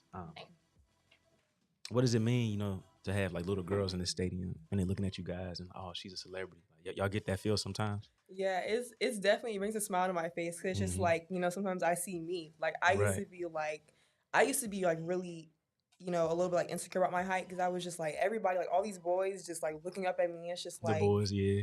it always was something in my mind like I'm just tall, I'm slim, and that's like what people would say like people just like make fun of different girls and all that for either being too short, too tall, too slim, too big. Like it's just so seeing girls like even in my club be like, hey Bree, like it's just like it brings a smile on my face. It's just like these kids look up to me, and I'm not much older than them, but they look up to me. Like the 12U kids, they're always like they always want to say hi to me, like always, and they always come to my games and all that, and it's just like it just makes me the happiest person. I love that. I love that. And the biggest thing, this, you talked about this is you don't even got to do much. All you got to do is just acknowledge the kid. Like I was always taught growing up, always acknowledge the kid. You don't know what could do to them. So, and me growing up in the gym around so many fighters, like Daryl at the time, world championship fighters, Daryl Coley, Charmin Mitchell, all these different guys, and you just that little waving at them that make they whole thing like, Mama, you just say hi. Did you say hi? That sticks with you. That stick with you just as much as it stick with the kid too. How about you? Yeah, same for me. I have 5 younger siblings, 1 older brother. So I feel like they all looking up to me, like especially in like my little brother Peyton and my little sister Morgan. Like they look up to me a lot. So I don't know, like it's just I try to do everything right, everything possible, everything that I know that could impact them because I know that they're always watching, like always, and they're always like everything I do, they're watching, and they want to do, especially my little sister, like so. Yeah, this is it. That's pretty much it. Yeah. I remember, man. My school's on the top of this big hill, and before our games, the team we get together and we walk down this big hill, and like all the little kids from the junior league, they be lined up at the bottom of the hill, to shake hands and everything. Just seeing their eyes and their faces, like looking up at me, like, yo, this guy, he's like looking at me like I'm in the NFL. I'm just a high school football player. But the look is like when you go on that field or you go on that court, it gives you that extra. Like, I'm doing this for more than me right now. I got little eyes watching what I'm doing. It's special. It's a special feeling. Yeah, indeed. You guys have any plans to like give back to the sport when you guys are done? Yeah, I think that I wanted to like maybe after college or something. I sometimes thought about like coming back and also like becoming a coach or something. Like if my coach is still on my school, I probably like would want to come and like be her assistant coach or something. Like to always just give back to my school and also I want to like be somebody that can teach girls in PG County, young girls, that they can start young and playing volleyball. Because like I said, I didn't start playing until 9th grade because I was never introduced to the sport. So it's like as Black girls in PG County, we don't hear much about that. We hear about the other sports. So it's like I would want to come back and talk to everybody, let them know that like start young, you be something big when you're older. So, Right. That's important.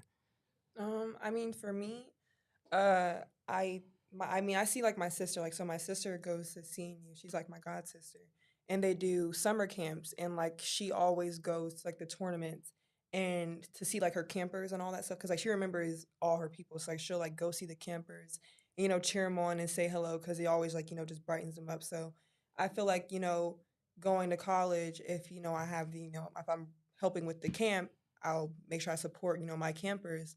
Coming from my school, like there's not really many people that go too far. I mean, there are like some D1 kids. Like there's like a linebacker in my school that's D1, but I would like to come talk to my school and just be like, hey, I made it. Like it's possible because if you don't see it, you're not gonna think about it. But like if I'm coming back to the school and talking, it's just gonna be like, well, somebody made it out. Somebody made it out of Virginia. That's my biggest goal. I do not want to be in Virginia anymore. Right. It's so cold. I don't like Virginia. So getting out is like, the biggest thing to me. And showing somebody, even just like if it's one person, showing somebody like, look, it's possible is just something that, another give back. Right. Being that person that they can reach out and touch and say, this person made it. They did it. I can do it. That's important. Yeah.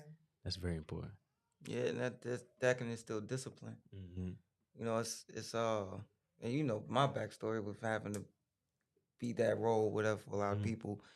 You don't think of it as much, but it's because you're humble at the same time.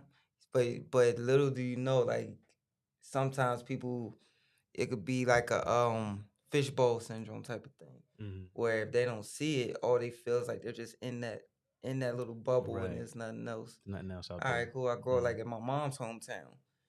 A lot of them, you know, my mom played ball at a high level, so they were always traveling, whatever, playing ball. But a lot of people, multiple generations, like when we go back home, they never left. And it's the next person, then the next kid, and the next. They never leave. Right. Like, your mom was like one of the valedictorians for my mom's school, the valedictorian and the salutatorian. Went to college, graduated with honors. Guess what they doing now? They still in the same town my mother grew up in, and is the manager at one of the stores or something like that. Like, but this is a guy who has a tech, like big marketing. There should be a CEO somewhere. Like, you know, so yeah, that fishbowl thing is real. It is real. It is real. That fishbowl thing is real. Right. I know you spoke earlier about wanting to go to California. What's one of your dream destinations? If you could pick a place to live in the country, go play volleyball, live there, go to school there, where would it be? It would be Texas. I knew you were about to say Texas. What about Texas? I just love the way they play volleyball down there. Like I've seen like a lot of schools, like the school Quinny Pack or something like this. I think that's down there.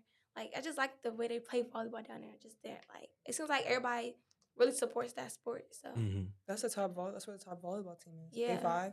Yeah, so Right. Texas is a like the vibe. support they have down there and all that. So. Right. The weather's better down in Texas. Food good down in Texas. I mean, your diet might go to the left down in Texas. No bull. All that barbecue and everything down there. So for you, you said California. I spent 5 years in California. I was stationed out there when I was in the military. So what about California do you like other than the sunshine? That's everything for you. I mean, for one, the food. The food is amazing, especially in Melrose. The food is top tier. I haven't had like a bad place there. I've been a few times. I haven't really had like a bad, meal there. It's always like, good food. And to add on to food, like it's always like it's healthy stuff. Like my dad always said, like he loves it down there because he doesn't eat meat, and they have options for that. They don't have that here. It's just basic foods, but there's a variety of things. The people there, they're all driven. If like they're like you always see people. It might even be people in business suits. Like it's just like a lot of people that have made it and that are business people and that are really about their stuff, right? And that are serious about it. Everybody, for the most part that I know, is friendly. There's plenty of gyms and stuff like that. Like my uncle, he works at the celebrity gym down there, Strong House Fitness. Okay. And it's just, it's an amazing place. Everything about it. There might be the homeless and all that, but overall, like if you just look at it, it's not just a tourist place. Like it's like really a good place to be at. I can vouch for that. California vibe is a little different. Like everybody has a purpose. They're doing something like gym and health and fitness. Everything is pretty much like a big deal out there. Like everybody on the move for something. They're on the move to do something. Like people wake up in the morning to do something. They're not waking up to do nothing out there. But they're going to the beach to run or play volleyball on the beach or whatever. Like somebody's doing something in California. It's a different vibe than out here. I can't do volleyball on the beach either. Me neither. Yeah. Me neither. Yeah. For sure. I want to thank you guys again for coming on the show. We do have 2 guests for you guys back here. We got 2 pair of HYBERNATION 5 Kenichi Bear headphones for you guys. For the little Uzi Bird and you. Right. And the little baby and so you. It's for the game. Yeah, when you getting your pregame warm up on. You guys got your headphones, the boom, and getting that zone, getting that competitive zone. Yeah, for sure. Thank you. Thank you guys. Anything you guys would like to say? Wrap it up. I want to say thanks to my dad though for putting me onto this. So. Okay. Yeah, for sure. Thank you guys. Thanks, Coach Darrell. This is a really good experience. I really enjoyed this. Yeah, for sure. And you guys are always welcome back. You guys have friends want to come on and just talk volleyball, talk anything. It's a space to do it. So thank you guys. Thank you. I say, y'all did beautiful. Y'all carry yourselves well. Y'all. I tip my hat to both of y'all. Well done. Right. Thank you. Indeed, the future is definitely bright. You guys keep going. No matter what, keep going. For sure. If you guys like what you saw today, make sure you guys smash that subscribe button. Follow us on TikTok, Instagram, Twitter, Slippin' Kinda Podcast. I'm your host, BINK, your host, GOLDENBOY. Be back with you guys next Friday.